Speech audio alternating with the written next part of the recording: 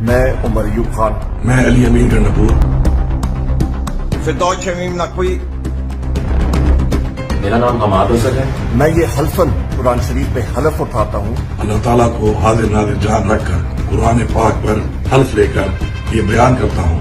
میں یہ حلف اٹھاتا ہوں میں اس کتاب پہ حلف لے رہا ہوں جس پہ ہر مسلمان یقین رکھتا ہے، اور میں بھی اس پہ یقین رکھتے ہوئے یہ حلف لیتا ہوں۔ میں اللہ سبحانہ تعالیٰ کو حاضر ناظر جان کر قرآن پاک پر حلفاً یہ بات کرتا ہوں۔ میں باوضو حالت میں اللہ تعالیٰ کو حاضر ناظر جان کے یہ حلف اٹھاتا ہوں کہ مجھ سے سابق وزیر اعظم اور چیئرمین پاکستان تحریک انصاف عمران خان صاحب نے کہ مجھے عمران خان نے آج تک چیئرمین تحریک انصاف کہ مجھے میرے قائد نے عمران خان صاحب نے آج تک کہ میرے سامنے عمران خان نے کسی کے خلاف نہ بیان بازی کے بارے میں نہ کسی قسم کے مظاہرے کے بارے میں انہوں نے کہا ہے کہ وہاں پہ آپ جا کے اس پہ اٹیک کریں، اس طرح کی کبھی بھی کوئی بات نہیں ہے۔